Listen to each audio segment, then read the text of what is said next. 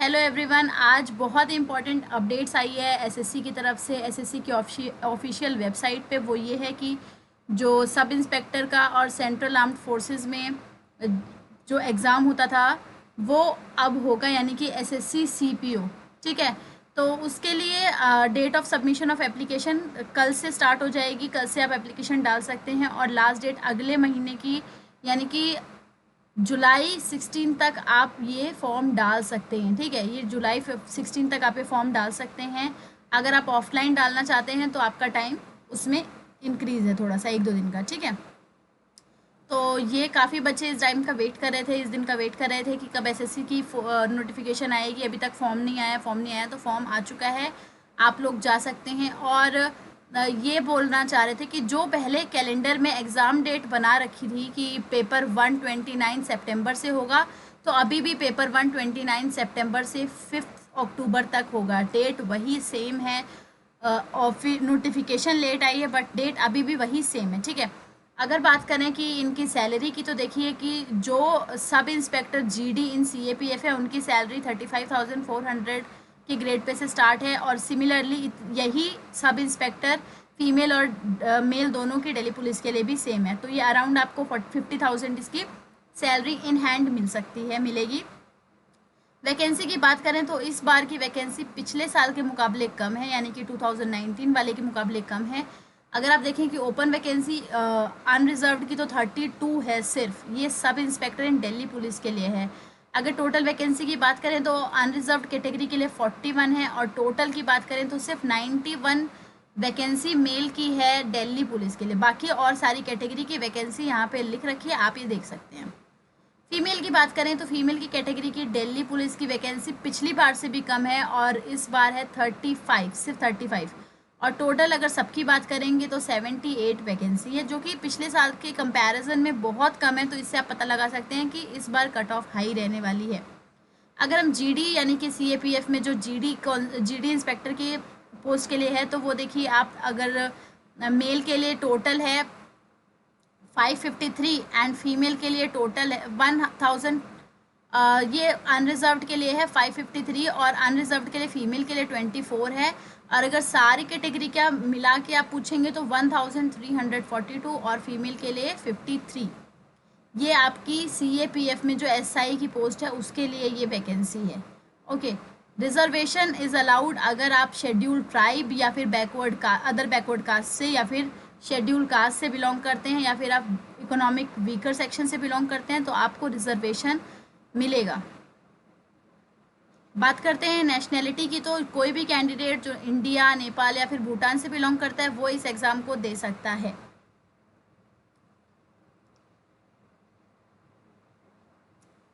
अगर हम बात करें बाकी चीज़ों की, अगर हम बात करें, ये सब चीज़ें आप फॉर्म अगर आप चाहें तो पूरा पढ़ लेना, ये बिल्कुल ही कॉमन जानकारियाँ हैं जो सबको ऑलमोस्ट होती ही है। बट इफ़ यू वांट आप ये देख सकते हैं दोबारा। एजुकेशन क्वालिफिकेशन की बात करें तो एजुकेशन क्वालिफिकेशन आपको इस एग्ज़ाम के लिए कुछ भी नहीं, सिर्फ एक बैचलर डिग्री होनी चाहिए किसी एक यूनिवर्सिटी, रिकग्नाइज्ड यूनिवर्सिटी से। जैसे कि अगर आपने बिहार से, यूपी से, कहीं से भी आपने ग्रेजुएशन किया है, देन आप ये एग्ज़ाम के लिए एलिजिबल हैं। आपको सिर्फ ग्रेजुएट होना है और कुछ भी नहीं। इस एग्ज़ाम के लिए ग्रेजुएशन की पोस्ट काफ़ी है।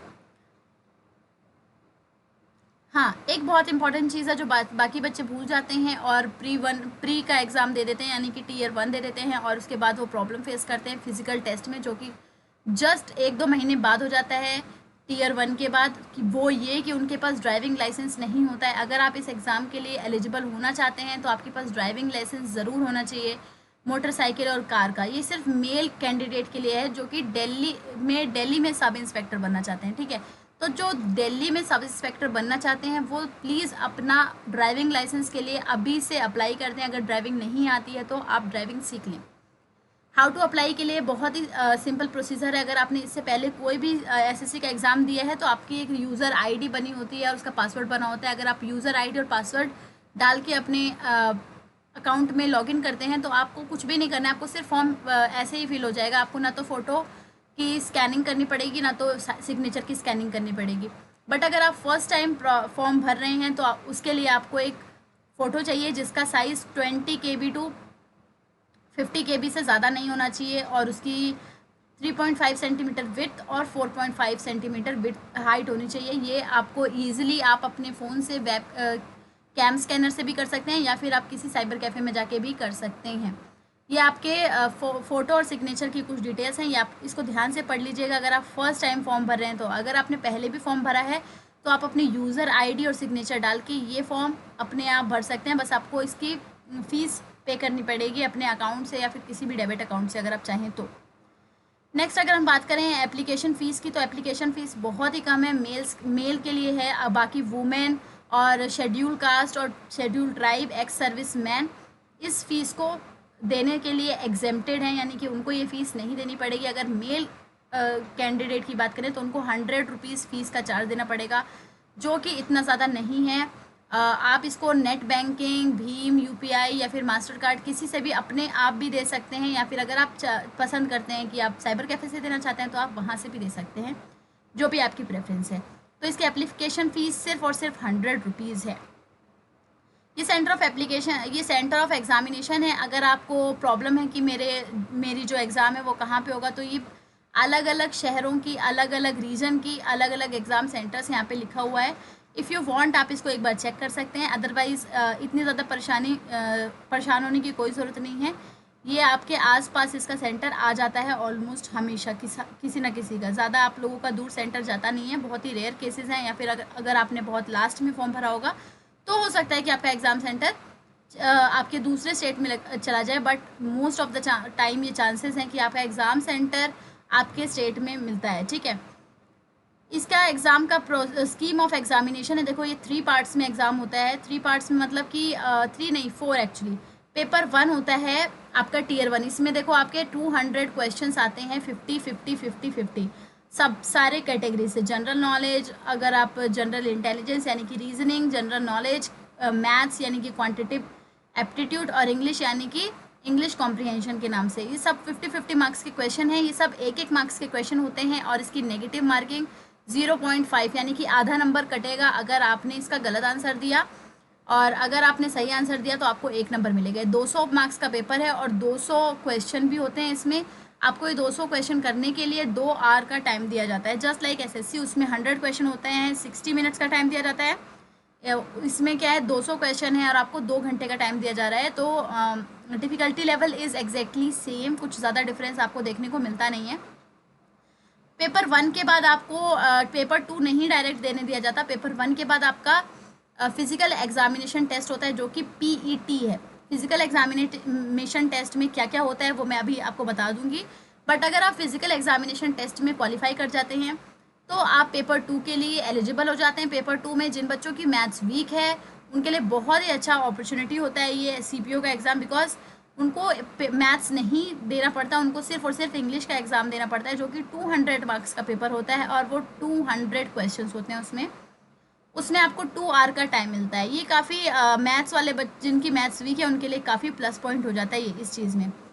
अगर आपके पास कोई सर्टिफिकेट है, जैसे कि नेशनल कैडेट कॉर्पोरेशन से कोई सर्टिफिकेट है, जैसे कि एनसीसी सी लेवल का सर्टिफिकेट है, तो आपको पेपर 1 यानी कि जो 200 मार्क्स का पेपर 1 हुआ था और 200 मार्क्स का पेपर 2 हुआ था, दोनों में फ़ायदा मिलता है। यानी कि पेपर 1 में आपको, पेपर 1 और पेपर 2 में आपको 10-10 मार्क्स इंक्रीज़ हो जाएंगे। बी लेवल का है तो 6 मार्क्स और ए लेवल का है तो आपके 4 मार्क्स दोनों में। अगर आप 1, 2, 3 मार्क्स से कट ऑफ में रह जाते हैं तो भी देखो, अगर कट ऑफ में 1 मार्क्स से रहते हैं तो बहुत दुख होता है, लेकिन अगर आपके पास ऐसा कोई सर्टिफिकेट है तो बहुत ज़्यादा चांसेस हैं कि आप कट ऑफ से रुके ना। और ये मार्क्स आपके नॉर्मलाइजेशन के मार्क्स ऐड होने के बाद ऐड होंगे। ठीक है, तो आप ऐसा मत सोचिएगा कि आपके यहाँ पे मार्क्स बढ़ रहे हैं तो आपके नॉर्मलाइजेशन में मार्क्स नहीं बढ़ेंगे। आपके नॉर्मलाइजेशन में मार्क्स बढ़ने के बाद ये मार्क्स बढ़ेंगे। ओके, तो ये एनसीसी के सर्टिफिकेट होल्डर्स के लिए काफ़ी प्लस पॉइंट है। सिलेबस नॉर्मल सिलेबस है। सिलेबस के लिए आप प्रीवियस ईयर्स क्वेश्चंस देख लीजिएगा, और अगर आप चाहें तो इसको एक बार नोटिफिकेशन को ध्यान से पढ़ सकते हैं। सभी सब्जेक्ट के सिलेबस इसमें दिए हुए हैं। फिजिकल स्टैंडर्ड जो कि बहुत इंपॉर्टेंट रोल प्ले करता है सीपीओ में। देखो, आपको पढ़ाई के साथ साथ आपकी फिजिकल एंड्योरेंस भी अच्छी होनी चाहिए, फिजिकल स्टैंडर्ड भी होना चाहिए। यानी कि एक स्टैंडर्ड होता है जो होना चाहिए हर किसी के पास। अगर मेल है तो उसकी 170 सेंटीमीटर हाइट होनी चाहिए। उसकी चेस्ट 80 अनएक्सपेंडेड और 85 एक्सपेंडेड, यानी कि हवा भर के और बिना हवा भरे वो चेक करेंगे, और 80 सेंटीमीटर उसकी अनएक्सपेंडेड होनी चाहिए और 85 सेंटीमीटर उसकी एक्सपेंडेड होनी चाहिए। बात करें अगर हिली एरिया की, यानी कि जो गढ़वाल, कुमाऊं, हिमाचल प्रदेश, गोरखास और डोगरास, मराठी, कश्मीरी, लेह लद्दाख रीजन या फिर of Jammu and Kashmir, north eastern state and Sikkim से बिलोंग करते हैं, उनकी अगर हाइट 165 सेंटीमीटर यानी कि 170 से 5 सेंटीमीटर कम, यानी कि जो वैसे जनरल लोगों के लिए है बाकी स्टेट्स के, उनसे अगर 5 सेंटीमीटर कम भी है तो वो सिलेक्टेड हो जाएंगे। मगर चेस्ट में कोई भी एक्सेम्पशन नहीं है, चेस्ट आपकी 80 और 85 ही होनी चाहिए। शेड्यूल ट्राइब के जो जितने भी कैंडिडेट है, चाहे किसी भी स्टेट से बिलोंग करते हैं, उनकी 162.5 सेंटीमीटर हाइट होनी चाहिए और उनकी चेस्ट 77 और 82 होनी चाहिए। फीमेल की बात करें तो फीमेल की सिर्फ हाइट चेक की जाती है, किसी और स्टेट से बिलोंग करते हैं तो 157 सेंटीमीटर उनकी हाइट होनी चाहिए, चेस्ट उनकी नहीं मेजर की जाती।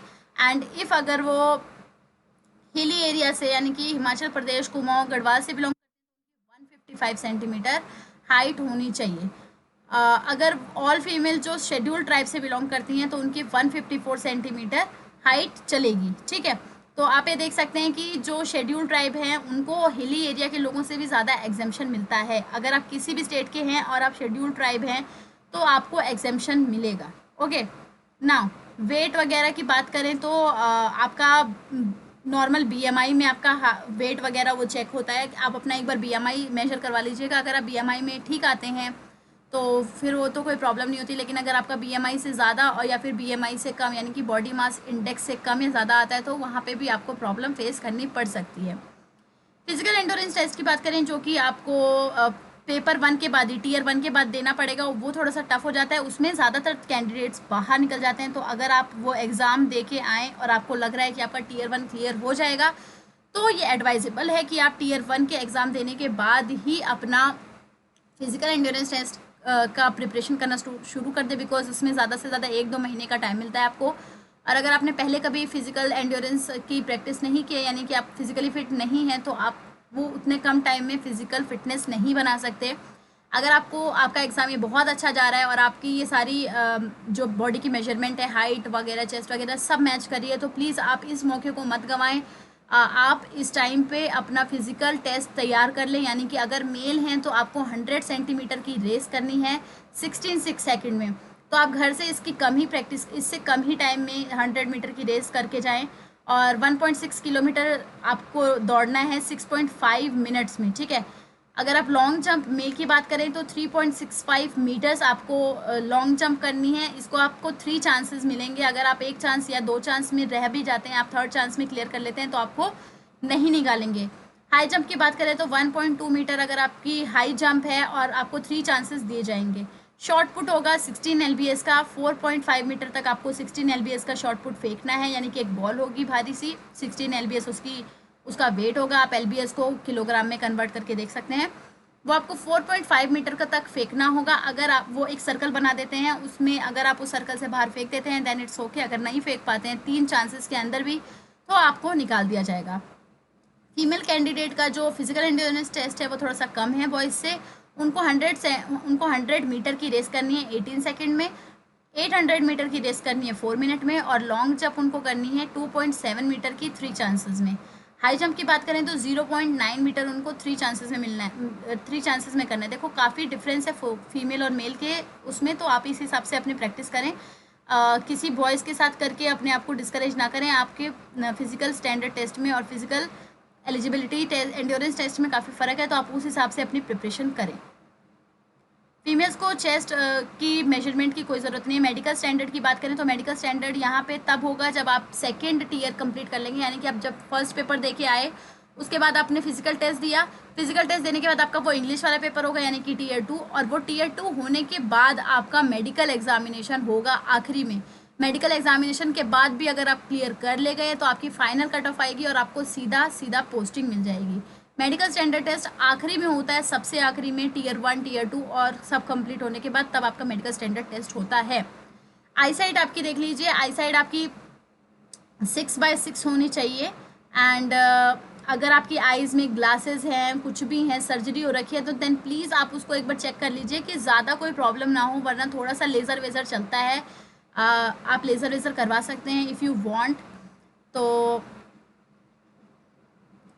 एंड अगर आपकी देखिए, अगर आपकी इफ़ आप राइट हैंडेड पर्सन है तो आपकी राइट आई को बेटर आई माना जाएगा, और अगर आप लेफ्ट हैंडेड पर्सन है तो आपकी लेफ्ट आई को बेटर आई माना जाएगा। यानी कि अगर आपकी बेटर आई राइट है तो आपकी 6/6 राइट साइड, राइट वाली आंखें होनी चाहिए। अगर आपकी लेफ्ट साइड 6/9 है, ऐसा होता है अक्सर कि हमारी एक आंख ज़्यादा अच्छी होती है और एक आंख कम अच्छी होती है। तो अगर आप इसको चेक करना चाहते हैं तो अपने घर में कहीं भी दूर चार्ट रखिए और एक आंख बंद करके देखिएगा कि आपको एक आंख से ज़्यादा साफ दिखाई देता है और दूसरी आंख से कम साफ दिखाई देता है। अगर मेरी बात करें तो मैं अगर लेफ्ट आई से थोड़ा दूर रख के कुछ चीज़ देखती हूँ तो मुझे कम दिखाई देता है, और अगर मैं राइट आंख से देखती हूँ लेफ्ट आईज बंद करके तो मुझे ज़्यादा अच्छे से दिखाई देता है। तो इसका मतलब मैं राइट हैंडेड पर्सन हूँ और मेरी बेटर आई 6/6 है, विच इज़ वेरी फाइन। अगर आपका ऐसा थोड़ा सा कोई प्रॉब्लम है तो कुछ भी प्रॉब्लम नहीं होगी। बट अगर आपको नॉक नहीं, यानी कि अगर आपके घुटने जुड़े हुए हैं या फिर आपकी वेरिकोज वेन्स है, यानी कि पीछे नस निकल जाती है थोड़ा सा भी टैप वैप करने पे, तो और आपके स्क्विंट आइज है यानी कि आप बहंगे हैं, तो आपको प्रॉब्लम होगी। और कलर ब्लाइंडनेस वाले लोगों को भी प्रॉब्लम होगी जो कलर डिफरेंस नहीं कर पाते हैं। वैसे आपको गुड मेंटल हेल्थ में और गुड बॉडी में होना चाहिए। कोई भी आपको मेंटल डिजीज़ ना हो, कोई भी मेंटल इलनेस ना हो, कोई भी आपकी बॉडी में कोई भी डिफेक्ट ना हो, टूटा फूटा ना हो कहीं पे, वो ये सब देख लेते हैं। तो अगर आपको कोई भी ऐसी कोई प्रॉब्लम है, फ्रैक्चर है, बोन कभी टूटी है बचपन में, तो ये एडवाइजेबल है कि आप एग्ज़ाम ना ही दें, बिकॉज आखिर में आप चल के निकल ही जाएंगे। तो अगर आपकी बोन में कभी फ्रैक्चर आया है या फिर आपकी बॉडी में कोई भी डिफेक्ट है, देन प्लीज़ आप ये एग्ज़ाम ना दें, बिकॉज उसका कोई फ़ायदा नहीं होने वाला है। ठीक है, ओके। सो नेक्स्ट बात कर लेते हैं हम लोग। अगर आपको कोई भी प्रॉब्लम है अभी भी, तो आप ये नोटिफिकेशन अपने एसएससी के उसमें से डाउनलोड करके देख सकते हैं। एसएससी की साइट पे ये सब कुछ अवेलेबल है। टैटू की बात करें तो टैटू अलाउड है अगर वो कोई रिलीजियस सिंबल डिपिक्ट करते हैं। जो भी आर्मी में जैसे भी टैटूज अलाउड है, वैसे वैसे टैटूज यहाँ पे भी अलाउड हैं अगर वो किसी रिलीजियस सिंबल्स को डिपिक्ट करते हैं। Then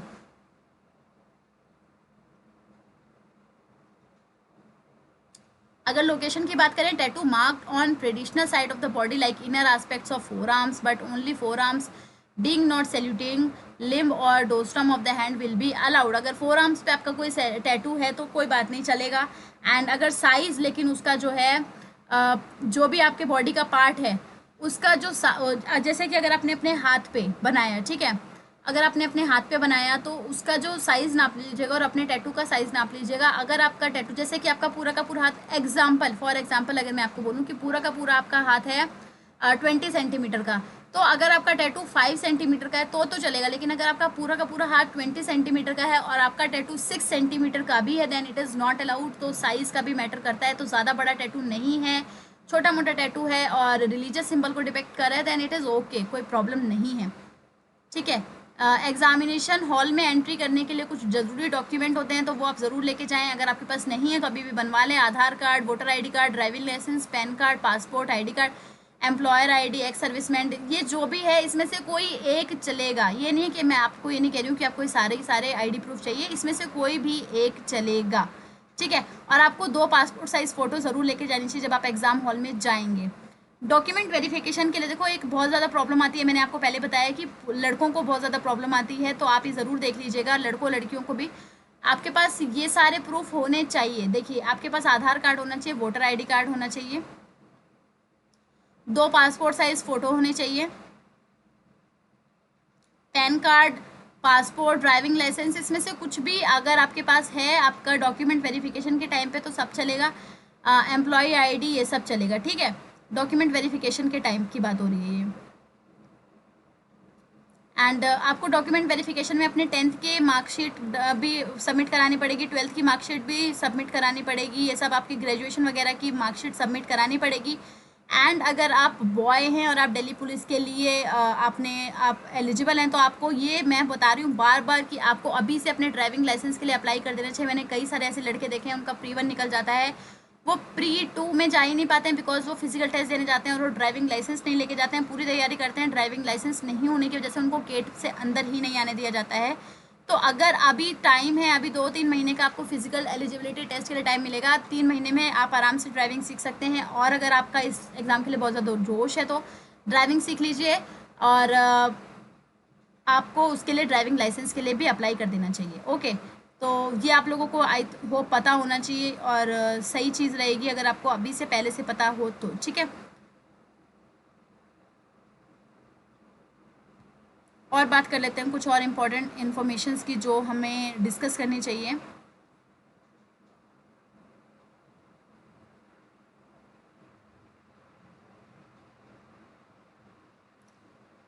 procedure for filling application मैंने आपको पहले ही बता दिया। आप साइट पे जाके अगर आपने पहले फॉर्म भर रखा है तो आपको सिर्फ लॉगिन करके पासवर्ड डाल के आपको देख लेना है। अगर आपने पहले फॉर्म नहीं डाल रखा है देन प्लीज़ आप लोग किसी भी अपने जो आईडी है उसका स्कैन करवा लीजिए और अपने फ़ोटो का स्कैन करा लीजिए और अपने सिग्नेचर का स्कैन करा लीजिए। वो सब वहाँ पे चाहिए होता है।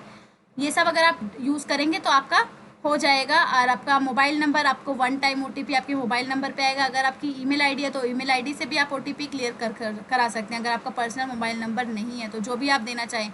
लेकिन याद रखें जो भी मोबाइल नंबर या ईमेल आईडी डाल रहे हैं वो ऐसा डालिएगा कि आखिर तक वो आपके पास रहे। अदरवाइज़ बाद में यही ईमेल आईडी, यही फ़ोन नंबर वो लोग यूज़ करते हैं कोई भी अगर ज़रूरी जानकारी उनको देनी होती है तो।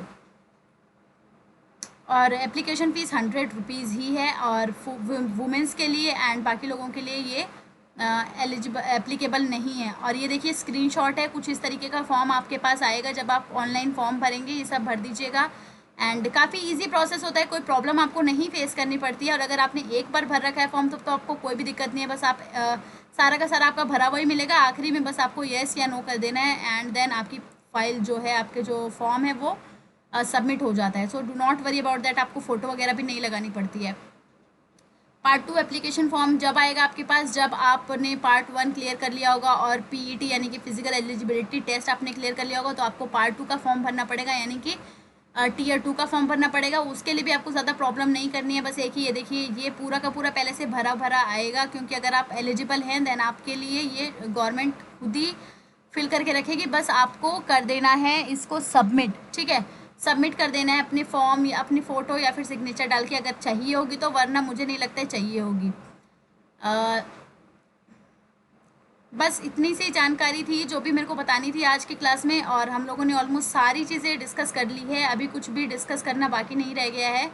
तो ये नोटिफिकेशन आ गई है, लास्ट डेट अगले महीने की 16 तारीख को है। तो आई जस्ट वांट कि जो भी लोग भरना चाहते हैं 16 तारीख का वेट ना करें, 5-6 दिन में भर दो। क्योंकि फिर उसके बाद क्या होता है, अगर आप कहीं ऐसी जगह पे रहते हो जहाँ पे आपको सेंटर की दिक्कत है तो आपको हो सकता है कि आपके स्टेट से बाहर आपका सेंटर मिल जाए। तो अगर आप चाहते हैं कि आपको सेंटर आपकी प्रेफरेंस का मिले और सब कुछ सही चले देन प्लीज़ आप अपने जो भी फॉर्म है जल्दी भर दीजिए, फीस वगैरह सबमिट कर दीजिए और एग्ज़ाम की प्रिपरेशन करिए। दोनों की एक साथ करिए, यानी कि फिजिकल एलिजिबिलिटी टेस्ट और टीयर 1 की भी, बिकॉज उसमें ज़्यादा टाइम नहीं मिलता है। और ड्राइविंग लाइसेंस बॉयज़ के लिए बहुत ज़रूरी है, तो प्लीज़ आप ज़रूर बनवा लें अगर आप दिल्ली पुलिस के लिए एलिजिबल होना चाहते हैं। बस आज की वीडियो में इतना ही। फिर मिलेंगे, कोई नया नोटिफिकेशन आएगा एसएससी की तरफ से। तो थैंक यू।